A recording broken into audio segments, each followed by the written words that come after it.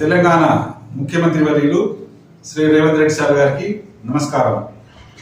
Sir గారు, మీ పాలన సంవత్సరం అయిపోయింది, ఒక ఏడాది పాటు అయిపోయింది, ఏడాది కాలం ముగిసింది. ఈ ఏడాది కాలంలో ఏం జరిగింది అనేది ప్రజలకు అందరికీ తెలుసు. ముఖ్యంగా ఈ వీడియో తీయడానికి ముఖ్య కారణం ఏంటంటే, రైట్ టు ఇన్ఫర్మేషన్ యాక్ట్ ప్రకారము సమాచారం నడితే ఈ సంవత్సర కాలంలో అధికారులు సరిగా స్పందించడం లేదు. ఎందుకు స్పందించడం లేదంటే, గత ప్రభుత్వంలో ఆర్టీఐ కమిషనర్ లేడు, 2001-2 సంవత్సరం నుంచి లేదు. అప్పుడు మీరు ఇదే అంశం మీద ఎంతో పోరాటం చేశారు. మా ప్రభుత్వం వస్తే ఇమ్మీడియట్ మేము కమిషన్ పెడతాము, మొత్తం సభ్యుల కమిటీ అంతా మేము చేస్తామని చెప్పారు. ఏం జరిగింది? సంవత్సరం అయిపోయింది, ఇంకెందుకు పెట్టట్లేదు? అంటే 30 రోజులు first appeal, second appeal, commissioner time pass చేసుకుంటూ ఇప్పుడున్న పరిస్థితుల్లో టైం పాస్ చేస్తూ అధికారులు టైం పాస్ చేస్తున్నారు, అవినీతిని ప్రోత్సహిస్తూ టైం పాస్ చేస్తున్నారు. ఇలా ఎందుకు చేస్తున్నారు మరి?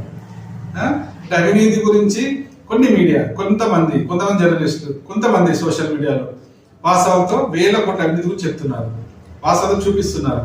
ఆయన కూడా ఎలాంటి స్పందన లేని ఒక ముఖ్యమంత్రి, ఆ ముఖ్యమంత్రి అనుచరగణము, అలాగే జిల్లా కలెక్టర్లు, ఆ ఒక మొత్తం ప్రభుత్వ అధికారులు. మరి తెలంగాణ రైజింగ్ అని పెట్టిన తెలంగాణ రైజింగ్ దేంట్లో?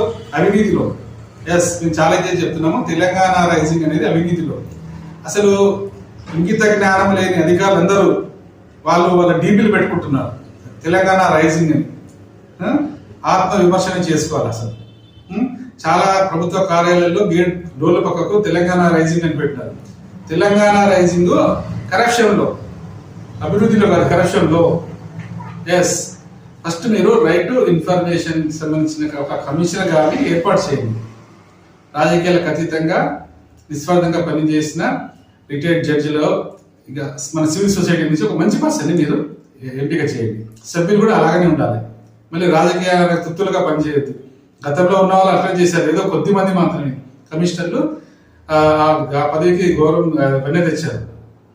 తక్షణమే మీరు రైట్ టు ఇన్ఫర్మేషన్ యాక్ట్ ఆ ఒక అంశం మీద ఒక రివ్యూ పెట్టండి, ఇమ్మీడియట్ కమిషన్ అపాయింట్ చేయండి, సభ్యులను అపాయింట్ చేయండి. ఎందుకంటే మీ కార్యాలయంలోనే నేనే ఇచ్చాను, చాలా ఉన్నాయి చూడండి. మీరు ఒకసారి రైట్ టు ఆర్టీఐ ప్రకారం ఇంతవరకు సమాచారం స్పందన లేదు. ఇది మీ యొక్క రైజింగ్, తెలంగాణ రైజింగ్, దీంట్లో ఉంది రైజింగ్. మళ్ళీ మనం చెప్తున్నాను. ఇంకొక ముఖ్య విషయం ఈ వీడియో ద్వారా అందరికి తెలియజేయాలనుకుంటున్నాను. అవినీతి మీద మేమైతే పోరాటం చేస్తున్నామో, పనికి వాళ్ళ అవినీతి అధికారులు, ఆ సన్నాసులు అంటారు అధికారులు. ఎందుకంటే ముఖ్యమంత్రులు అందరూ అదే మాట మాట్లాడారు కాబట్టి మేము అదే భాష మాట్లాడుతున్నాం. తప్పుడు రిపోర్ట్లు ఇచ్చి మమ్మల్ని మా మీద అంటే ఈ సోషల్ మీడియాలో కొన్ని అబ్జెక్షన్ చేస్తున్నారు. అదే సన్నాసులారా, మా న్యూస్ తప్పైనా, మా వార్త తప్పైనా, అంటే మేము ఇచ్చిన ఫీజు తప్పైతే మన కేసులు పెట్టండి. రిపోర్ట్లు కదా విధవలారా, సన్నాసులారా, వాటి మీద మీరు ఫిర్యాదు చేయండి. చట్ట ప్రకారంగా మా మీద ఏమన్నా చర్యలు తీసుకోండి.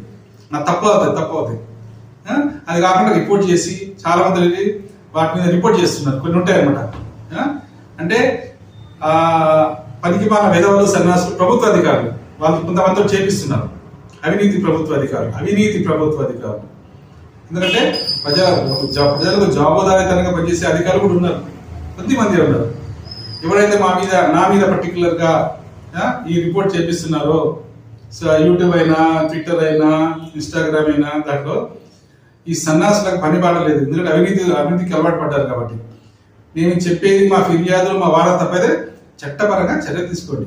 అంతేగాని అడ్డదారిలో పోయి చేయకండి. మేమైతే వదిలిపెట్టాము, ఎవరిని కూడా వదిలిపెట్టే క్వశ్చనే లేదు ఈ అవినీతి మీద. ముఖ్యమంత్రి గారు తక్షణమే మీరు మాత్రం ఆర్టీఐ కమిషనర్ సభ్యుల్ని ప్రజల కోసం పనిచేసే వాళ్ళని పెట్టండి. మళ్ళీ రాజకీయాలకు తొత్తులుగా పనిచేసే వాళ్ళని పెట్టకండి.